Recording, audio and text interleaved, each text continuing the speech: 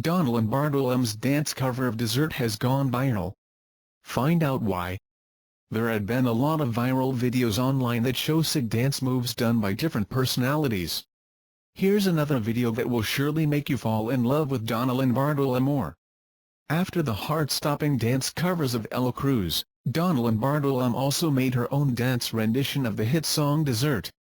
Everyone was amazed with the hotness that Donnalyn has, especially when they saw how she grooves with the song. What's even more surprising, aside from her sick dance moves and finger tutting, is the way they edited this video. Netizens claim that this is truly an impressive video.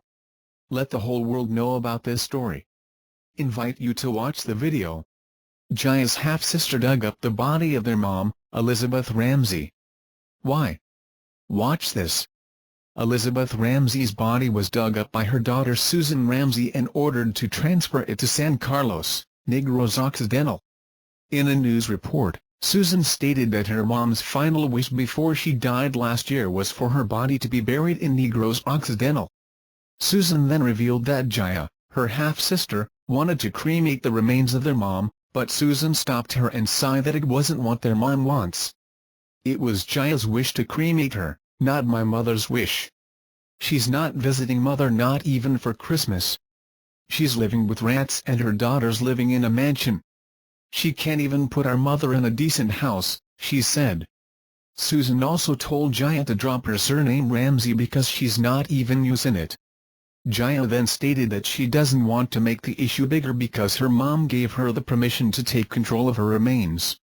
Invite you to watch the video. From prison, Krista Miller shared her advice for drug users. Krista Miller, a starlet, has continuously declined to talk about her arrest. However, she warned people to stay away from those who are involved in drug trades in the country. Last month, the star, whose real name is Crystal Engel, got captured during a buy-bust operation of the police in Valenzuela City.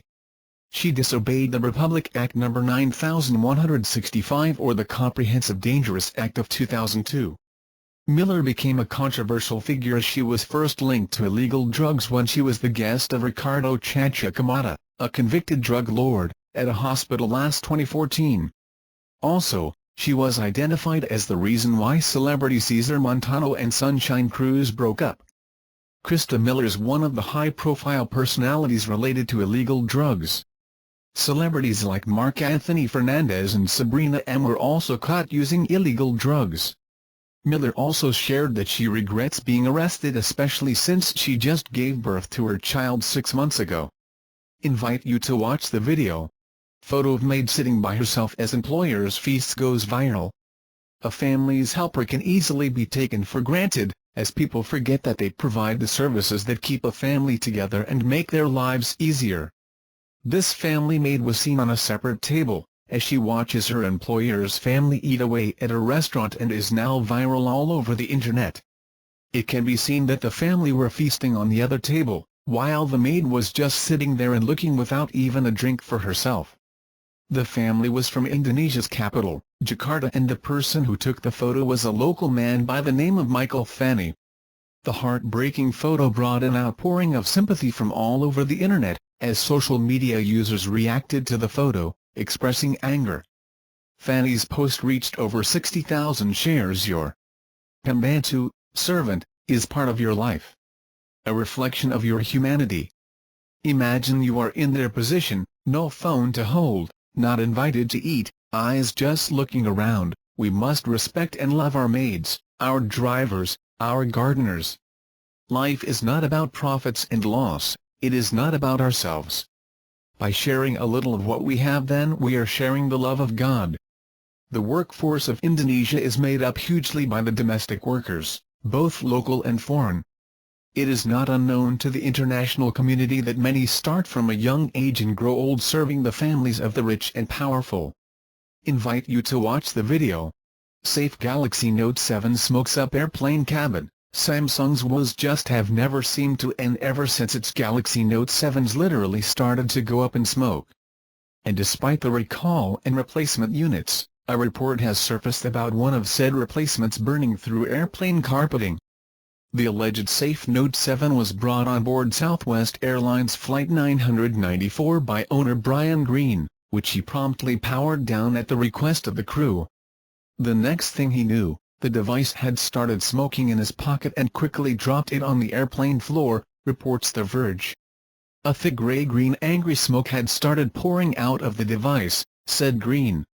His colleague who went back in the cabin to collect some personal belongings noted that the device had burned through the plane's carpeting and scorched the subfloor. Advertisement. Thankfully there were no injuries reported and passengers were able to exit safely via the main cabin door, according to a Southwest Airlines spokesperson that The Verge interviewed. Related stories. Samsung puts up site to check Galaxy Note 7 IMEI number. Samsung executive addresses customers on Note 7 recall. Green's Note 7 was picked up from an AT&T store last September 21. Its packaging had a black square symbol to indicate a replacement Note 7. It also had a green battery icon and was 80% charged when the incident occurred. Samsung's website for checking whether a Note 7 should be recalled by checking its IMEI number even gave it a clean bill of health. Samsung went through a lot of trouble to get its battery issue-afflicted smartphones out of the market as soon as possible. The CEO for Samsung USA even addressed the public to try and salvage their good name. To have a pronounced safe device exhibit the same defect as the recalled batch is a debilitating blow to the company's already heavily tarnished reputation. Alfred Bale. Invite you to watch the video, How Trump Can Triumph in Debate Number 2. Donald Trump is going to have to keep his calm and be strategic in his jabs at Hillary Clinton to prevail as the winner in the second presidential debate Sunday.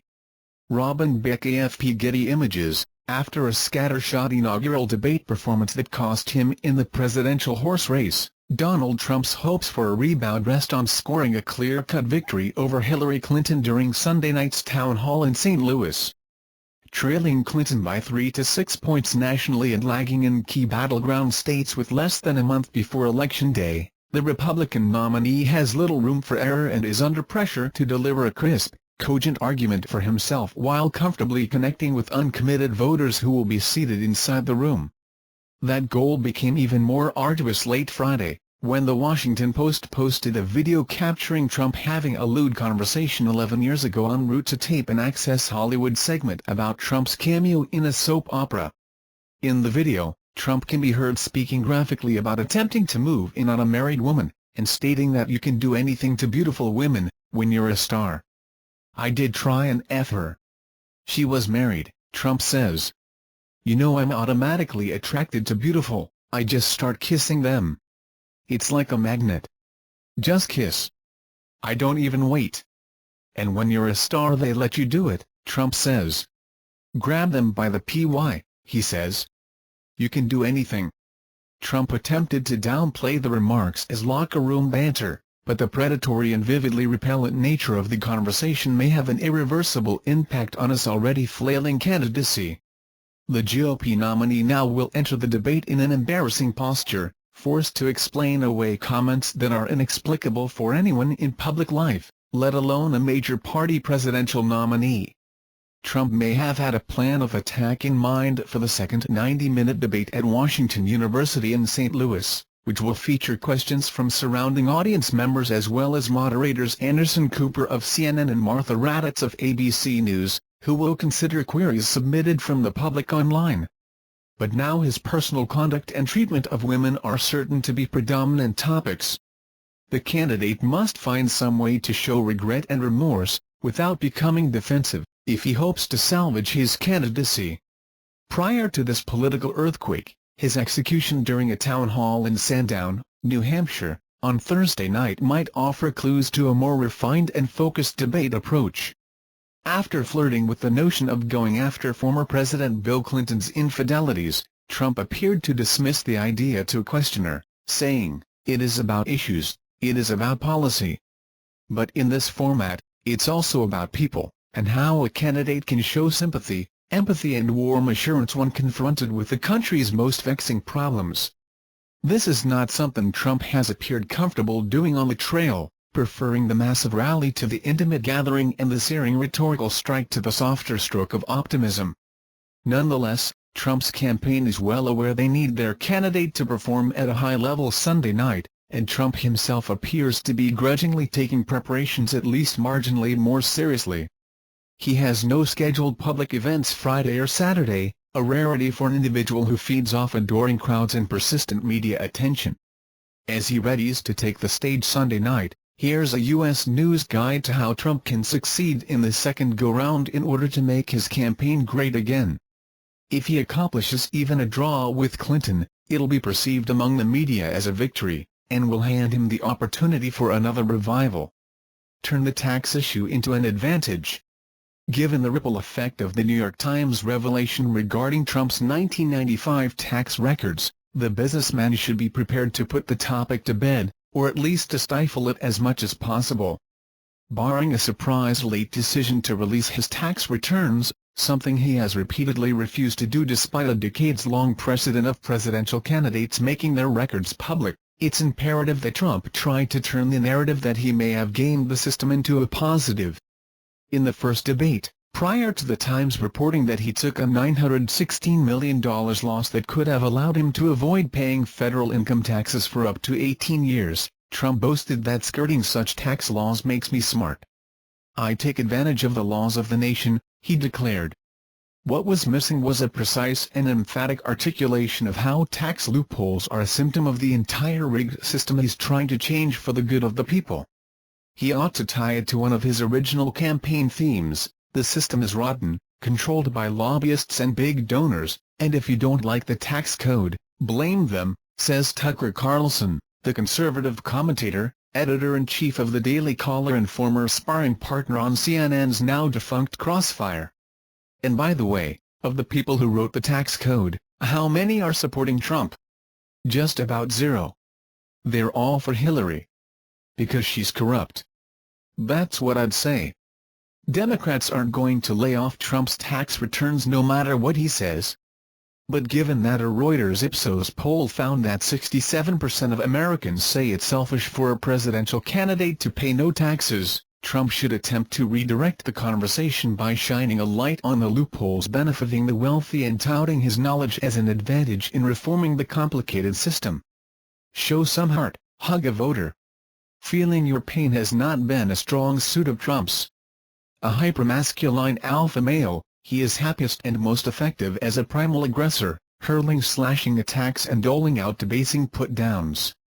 Sunday evening, he would be smart to leave those impulses back at Trump Tower. The 2005 caught-on-tape comments also underline the need to show penance and some demonstration that he's learned from a sordid past. Inevitably, there will be a moment when a questioner, likely a woman, rises to ask a pointed, poignant and perhaps uncomfortable question. It could be from the parent of a victim of police violence or a fallen soldier. It could be from someone who's lost a job. If someone asks him a question and is clearly suffering, he should walk over there and hug them, to show his personal side, says Frank Luntz, the political consultant revered for his popular focus groups. And if a woman asks him how he could serve as a role model for America's daughters, it could prove to be the seminal moment of his candidacy. Luntz says this debate is less about issues and more about featuring who you are as a person, how you think on your feet, how you relate, how you empathize. It's a side Trump hasn't shown, which is why it would be so dramatic and potentially appealing. He should be asking them questions. You say something like, "I know you want to know more from me, but I want to use this opportunity to hear from you," Luntz says. This is not an inherent Trump strength, and if he responds to a voter with dismissiveness or displeasure, it will be costly. If he gets agitated, then he's going to lose, Luntz warns. Carefully and gingerly, make it about her. This may be the hardest task of all given the unique atmospherics of the town hall format, in which physical gestures and facial expressions are amplified without the protective lectern separating the candidates on stage.